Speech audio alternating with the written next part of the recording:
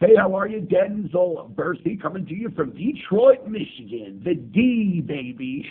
I do radio up here in Detroit. And it's a little cold, as you can probably tell from my skull cap. But we're waiting on the warmer weather. And I just turned 40. Wow, the big 4-0 just a little while ago. But I don't feel a day over 39. So I guess I have that going for me, right? And I'm also a throat cancer survivor. So very, I guess, proud to say that. Very weird because I don't smoke. I'm not a smoker, and I rarely drink. So they have no clue why I got it. I'm in that lucky 3% of people that just get it, and they tell me it's never going to come back, knock on wood. I don't know how reassuring that is when they have no clue how I got it, but I did radiation treatment for 6 weeks. And cancer gone as of about 2 years now. So very stoked. Now, my ideal date has to be attractive. Physical attraction is very important to me. I mean, it might sound shallow. It's just one of many things that I look for. But when you're talking about long-term monogamous relationship forever and ever and ever, I mean, physical attraction is very, very important to me. Also, though, definitely class, sincerity, loyalty, the way somebody carries themselves. And on an intellectual level, I mean, we've got to click. I mean, I know, outside of the romance and the cuddling, we're going to have to talk and get along and hopefully enjoy each other's company. So I know beauty is only skin deep, but one of the many qualities that I look for my ideal long-term mate. Now, an amazing local date for me, something interactive. I just moved up to Detroit a couple of years ago from Atlanta, so I don't know the lay of the land very well, but I know that going to movies for first dates doesn't ever work out very well for me because we always have a great time. If it's a good movie, we don't talk about anything. So I like to do things a little more interactive. Maybe go to the park. I have dogs. I have 3 dogs, actually. I love to take the dogs to the park. I love to play frisbee golf, putt-putt, anything interactive. Skydiving is actually on my bucket list, and that would be an incredible first date if I don't know, found somebody with an incredibly cool personality to experience that with. That would be a heck of a lot of fun. Now, an amazing not local date, international date, I guess, dream date. I'd love to fly to Italy and have an authentic Italian cuisine dinner over a bottle of wine on a rooftop overlooking a canal. And when we're done, take a little gondola ride through Venice. That is definitely a long-term aspiration or goal. Probably also on my bucket list right there next to skydiving. But that would be an incredibly cool time. My longest relationship, probably 8 years. Wow. I mean, I know who it was with. I don't know how long it was. Shannon Marlar. But her name's not Marlar anymore because now she's happily married. She's moved on and found her soulmate, and I'm still looking. But Shannon is way cool. We still actually keep in touch. I just emailed her the other day because I went down to Atlanta for the holidays, and she's pregnant with her second child, so I'm very happy for her. And hopefully she'd have all kinds of good things to say for me. Incredible person. We just weren't compatible, and it's hard to explain. But I've heard people mention that, and you kind of wonder how that could happen when you care about somebody, but I've lived through it, and now I see.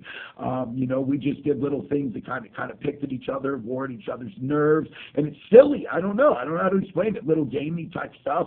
And, that was my last long-term relationship. That's why I've been single for about 15 years, because I don't play those little games anymore. And I need to find somebody that doesn't play those games as well. My personality, I think, is what actually makes me most attractive, but I'm definitely very loyal and sincere to the core. Compassion is something that's very important to me. I actually have a 19-year-old little brother who's a freshman in college. And it's funny, I moved up here from Georgia because my mom is a single mom. He's actually my half-brother, not my true brother, but I don't think of him that way at all. We have different dads, but he's my blood. That's my boy. And it's funny, I find myself constantly, nurturing him or giving him constructive criticism or helping him grow up, and it's really cool. And it just makes me have flashbacks constantly of how cool my life was and, how I grew up and how I've changed since I was a kid. So I've definitely got a lot of things going on, but I think the most important thing to me for a long-term relationship, outside of being attractive, outside of having class, how they carry themselves, would be true compassion for life, because I live to pay it forward. I love to see people smile. I'm almost tearing up telling you that because it sounds so gay. Excuse it in that term is bad. It sounds so I don't know, so hokey. But I actually really, that's really important to me to pay it forward. You know, there's a lot of negativity in the world, and I like to, I don't know, I live for smiles. If I can hold the door open for somebody, or listen to somebody talk about something that really has no meaning or any basis, any connection with me at all. Like talk about their puppy that I've never seen or never gonna see because I'm in line with you at Kmart, But anyways, I lend an ear. I like to see people smile, and I like to click with people on a deeper level.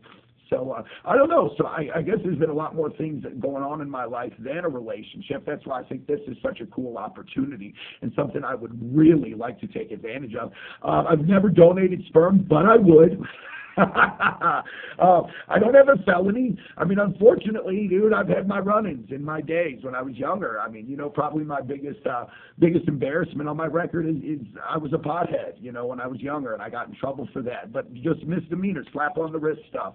I had a DUI 15 years ago and a couple speeding tickets. Dude, I'm not hell on wheels. I grew up. Don't you learn your lessons? Hopefully you learn from minor ones before you make bigger ones. I just made a lot of minor ones. But I'm very excited to have this opportunity.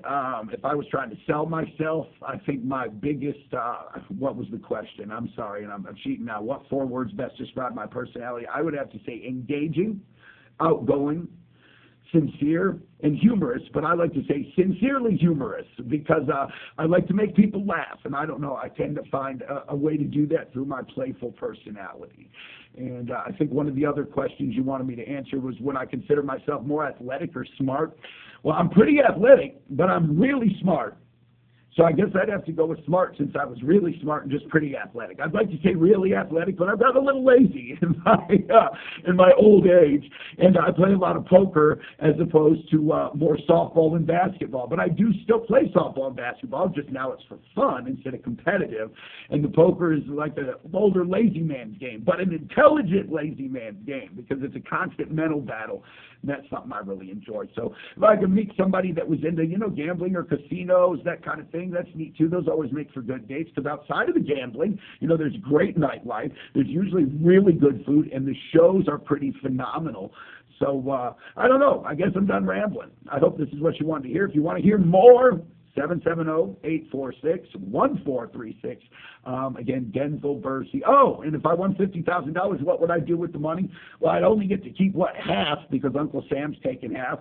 So that'd leave me $25,000, and that would about pay off some of my mom's debts and buy her a new car. And if I could do that and find love, I'd be a pretty happy camper. All right, talk to you soon.